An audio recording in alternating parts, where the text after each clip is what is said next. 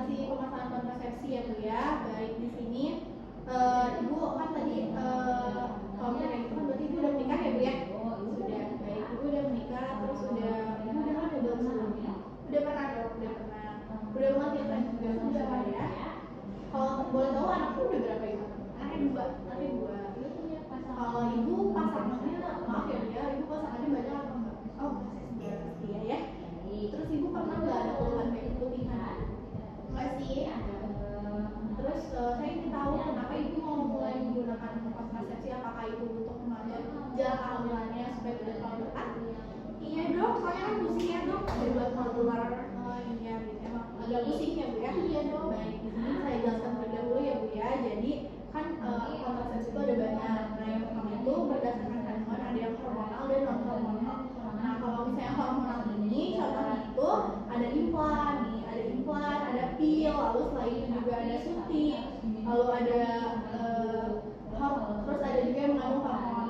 Lalu kalau misalnya non hormonal itu, kalau misalnya non hormonal contohnya itu ada tubektomi, lalu selanjutnya juga ada kondom, lalu sterilisasi. Nah itu tentu menggunakan hormon. Lalu ada yang masa perlindungan itu ada yang jangka panjang dan ada juga yang jangkanya pendek. Contohnya kalau misalnya penggunaan jangka panjang itu kayak tadi IUD itu jangka panjang, atau misalnya implan juga itu jangka panjang. Lalu ada yang penggunaan jangka pendek itu contohnya seperti pil sama suntik. Nah kalau misalnya metode modern kan sekarang udah modern ya Bu ya. Nah modern itu contohnya itu biasanya sering dipakai itu implan atau IUD. Atau kalau misalnya yang tradisionalnya itu bisa menggunakan senggangan terputus atau kolitus yang terputus. Nah banyak Ibu di sini, jadi Ibu mau manggilnya apa? Kalau saran dari dokter kira-kira apa ya dok? Kalau menurut saya sih lebih baik IUD ya Bu ya. Tapi Ibu boleh dipertimbangkan kembali apakah Ibu mau manggil IUD atau tidak. Nah lalu setelah itu di sini kalau misalnya kalau Ibu sebelumnya tapi udah pernah pakai belum kontrasepsi? Oh belum pernah dong, belum pernah. Kalau misalnya ini saya jelasin ya Bu ya kalau kita mau kekurangannya. Kalau misalnya pil KB dia tuh praktis tapi dia tuh harus minum tiap hari. Nah kalau misalnya yang suntik itu cukup 1 kali per 1-3 bulan. Nah tapi itu tuh negatifnya bisa mengganggu dari siklus haid Ibu. Terus kalau misalnya IUD itu tuh efektif hingga 10 tahun. Terus pemasangan nanti sama kayak dipasangkan ya Bu ya. Kalau misalnya implan itu tuh selama 3 tahun dan dipasangin di bagian lengan. Lalu untuk kalau kondom itu nanti melindungi dari infeksi non seksual, tapi harus digunakan setiap kali Ibu melakukan hubungan. Lalu kalau misalnya metode alami tanpa obat-obatan, ini ada di sini ya saya jelaskan ada di sini, Ibu boleh sebutkan ya. Kalau misalnya yang tanpa obat-obatan atau itu tuh butuh pengamatan masa-masa subur dia tetap terjadi. Nah tadi kan sebelumnya Ibu belum pernah ya, belum pernah menggunakan. Nah lalu berarti di sini baru pertama kali banget ya Bu ya. Baik, menurut saya sih lebih baiknya kalau untuk metode modern sekarang ini menggunakan IUD. Nah, karena IUD ini sangat efektif dan juga tahan lama hingga 10 tahun. Tapi nanti bisa menyebabkan kayaknya ada terus kram perut atau flek di awal penggunaan IUD-nya. Tapi nanti kalau Ibu setuju, nanti akan jalan pemeriksaan lebih lanjut sebelum kita melakukan pemasangannya Bu ya. Nah, nanti saya akan baik penting yang tadi saya sudah diskusikan. Ibu juga bisa kembali lagi ke fasilitas ini kalau misalnya Ibu masih mau berpikir seperti itu terlebih dahulu. Jadi bagaimana Ibu? Apakah Ibu sudah setuju mau memilih IUD saja atau Ibu masih mau pikir-pikir dulu atau gimana? Mau IUD aja dok, IUD aja. Baik, apakah ada yang mau terlebih dahulu? Sudah dok, sudah. Baik, Ibu nanti boleh berbagi jawab pemeriksaan, kita akan pemeriksaan ya. Terima kasih banyak. Baik, di sini pastikan pasiennya telah mengosongkan kandung kemihnya. Setelah itu di sini saya sudah mencuci tangan dan menggunakan sabun, dan juga di sini saya sudah menggunakan hand glove. Lalu setelah itu di sini pasien sudah dalam posisi litotomi. Lalu setelah itu kita palpasi pada bagian area perut, kita periksa. Kita palpasi pada bagian perut, abdomen, terus kita periksa apakah ada nyeri atau tidak. Ibu nyeri tidak Bu? Tidak ya. Lalu apakah ada benjolan atau ada keluhan lainnya seperti area suprapubik atau tidak? Di sini tidak ada keluhan. Lalu setelah itu kita akan persiapan alat dan juga bahan. Untuk persiapan alat dan juga bahannya, di sini yang pertama ada IUD copper T, lalu ada sarung tangan steril, lalu ada spekulum. Lalu juga terdapat adanya larutan antiseptik. Kalau setelah itu ada tenakulum, ada sonde rahim, kain kasa, gunting bedah dengan ganggal panjang, larutan klorin 0,5 dan tempat sampah medis. Lalu setelah itu kita akan melakukan pemeriksaan ginekologi.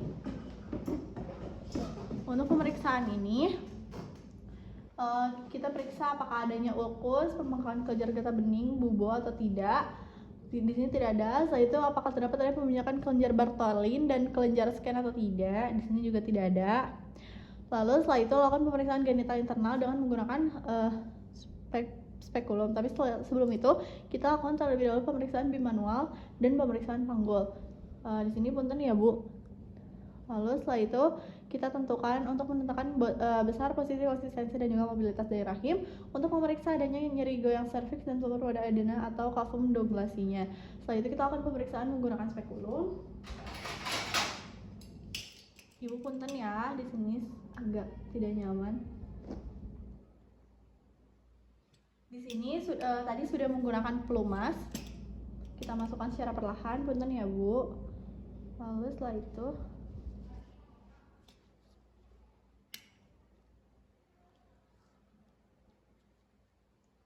kita buka.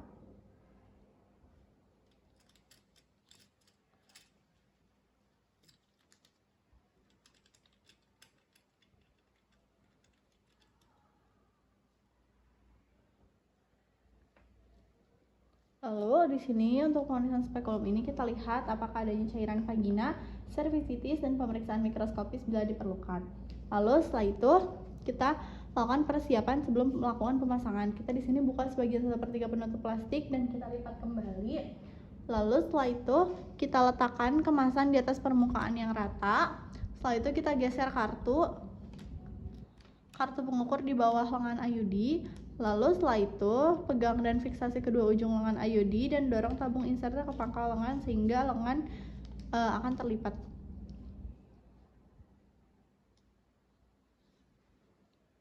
Lalu setelah itu setelah lengan terlipat hingga menyatu tabung inserter, tarik tabung inserter dari bawah lipatan lengan, angkat tabung inserter sedikit, dorong dan putar untuk memasukkan lengan IUD. Pastikan cincin birunya sejajar dengan arah selongsong IUD sesuai dengan ukuran rongga rahim dan pastikan pendorong menyentuh ujung IUD dan IUD siap untuk dimasukkan ke dalam rongga rahim. Setelah itu kita harus ditemani saat kita melakukan prosedurnya kita harus ditemani oleh asisten perempuan. Lalu di sini saya sudah menggunakan sarung tangan yang steril. Saya sudah menggantinya dengan steril yang baru. Setelah itu kita masukkan spekulum. Di sini sudah dimasukkan spekulumnya untuk melihat bagian serviksnya. Lalu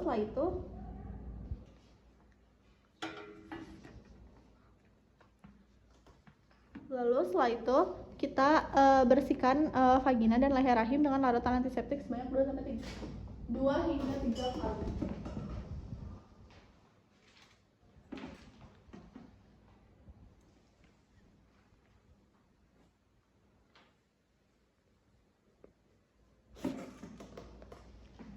Sini kita bersihkan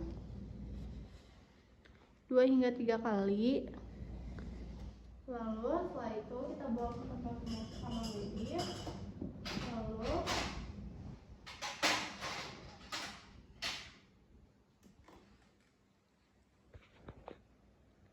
Lalu setelah itu kita jepit serviks dengan hati-hati dengan tenakulum pada arah jam 11, 12 atau jam 1. Dan kita tarik tenakulumnya ke bagian anterior.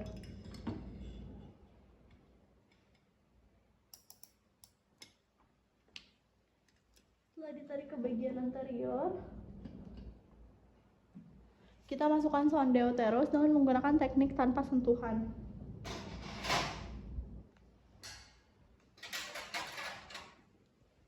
Teknik tanpa sentuhan yaitu dengan hati-hati memasukkan sonde ke dalam rongga rahim dengan 1 kali masuk tanpa menyentuh dinding vagina atau bibir spekulum.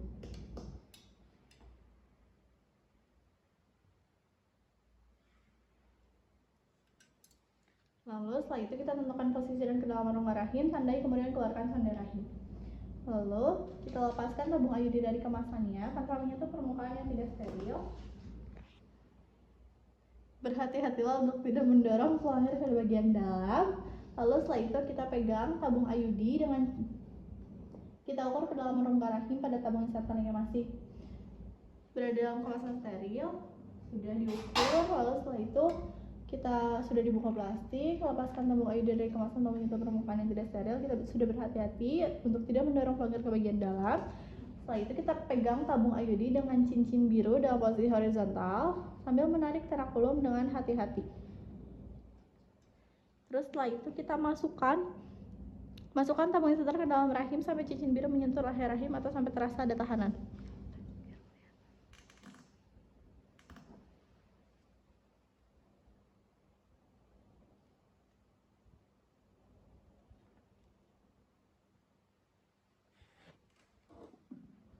Lalu setelah itu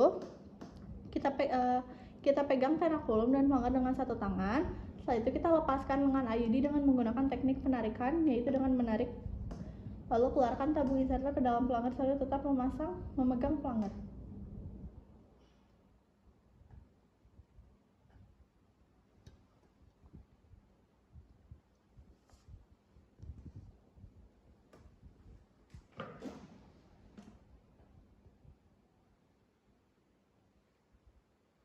Lalu keluarkan mendorong, kemudian tabung inserter didorong kembali ke dalam serviks sampai cincin biru menyentuh serviks atau sampai terasa ada hambatan.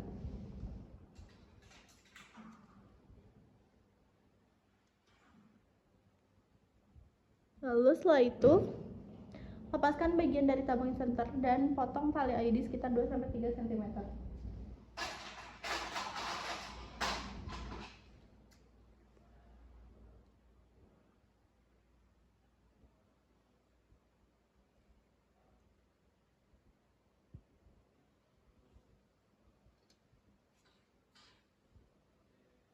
Keluarkan seluruh tabung IUD, lalu dibuang ke tempat sampah.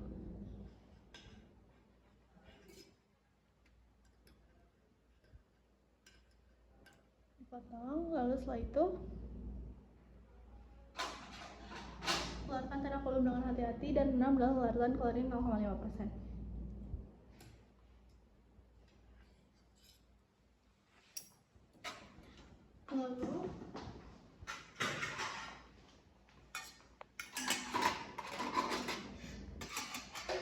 Lalu setelah itu kita rendam semua peralatan yang digunakan dalam larutan klorin 0,5%, rendam selama 10 menit untuk dekontaminasi. Setelah itu kita buang bahan yang sudah tidak digunakan lagi seperti kain kaca, sarung tangan dan juga lainnya ke tempat sampah yang sudah disediakan. Lalu setelah itu rendam tangan yang masih memakai sarung tangan ke dalam larutan klorin 0,5%, bagian dalam keluar dan rendam dalam larutan klorin 0,5%. Setelah itu kita cuci tangan dengan sabun dan air dan kita pastikan kliennya tidak mengalami kram yang parah dan amati selama 15 menit sebelum mengizinkan klien untuk pulang. Baik Ibu, nah setelah pemasangan IUD ini saya akan mengajarkan Ibu bagaimana cara memeriksa sendiri tali IUD di rumah. Nah nanti pemeriksaan ini sebaiknya Ibu dilakukannya sebulan sekali ya Bu ya. Idealnya itu setelah Ibu selesai menstruasi. Nah Ibu lakukan hal ini. Lalu setelah itu Ibu nanti cukup cuci tangan. Lalu secara pelan-pelan Ibu masukkan jari Ibu ke dalam vagina sampai Ibu bisa merasakan adanya tali IUD. Dan kalau talinya terasa, berarti artinya IUD-nya masih ada di tempatnya. Tapi kalau misalnya talinya tiba-tiba nggak ada atau Ibu nggak ngerasain ada talinya, nah terus Ibu mengalami gejala kayak nyeri hebat, pendarahan hebat, atau ada demam, nah itu Ibu bisa langsung datang ke klinik ya Bu ya. Itu bisa jadi ada tanda masalah. Setelah itu nanti kami akan jadwalkan kunjungan evaluasi lanjutan ya Bu ya. Biasanya dalam waktu 4-6 minggu setelah pemasangan. Tapi kalau ada keluhan sebelum itu, Ibu boleh konsul terlebih dahulu. Jangan ragu untuk misalnya datangnya lebih cepat dari 4-6 minggu. Setelah itu kalau misalnya Ibu tuh bisa melepas IUD-nya tuh kapan saja, untuk melepasnya bisa tinggal datang ke sini aja, ke klinik aja. Nah sebelum Ibu pulang, saya boleh minta Ibu untuk ngulangin sedikit apa yang tadi saya jelaskan agar Ibu mengerti. Iya Dok, jadi saya harus cek tali IUD-nya setiap bulan ya Dok ya. Kalau misalkan talinya kerasa berarti masih ada di tempatnya. Kalau misalkan nggak kerasa berarti nanti saya harus segera ke klinik. Iya Ibu, betul. Nah betul banget. Jadi nanti di sini kita juga akan melengkapi data-datanya Ibu ya, data rekam medis dan kartu IUD Ibu. Nanti kartu ini jangan lupa untuk disimpan ya Bu ya, jangan sampai hilang, dan penting untuk jadi catatan medis soalnya. Nanti apakah kalian saya akan terlebih dahulu? Baik Ibu, alhamdulillah, terima kasih. Dan kita harus pastikan ketika kita melakukan pemeriksaan dan prosedur kita harus selalu ditemani oleh asisten perempuan. Setelah itu kita masukkan spekulum untuk melihat dari serviksnya. Kita sudah dibaluri di sini spekulumnya. Kita masukkan punten ya Bu.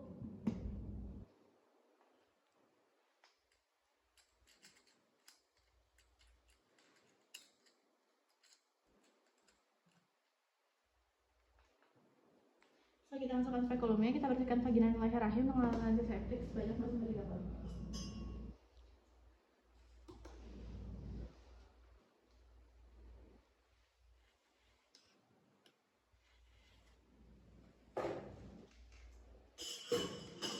Lalu setelah itu, jepit tali IUD bagian distal dengan menggunakan penjepit.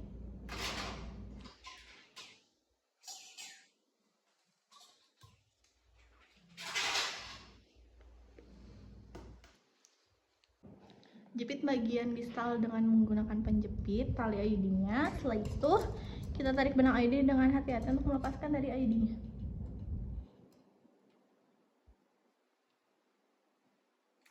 Lalu setelah itu kita tunjukkan kepada klien bahwa IUD ini sudah terlepas. Ibu, ini IUD-nya sudah terlepas ya Bu ya. Lalu setelah itu kita rendam dalam larutan klorin 0,5%.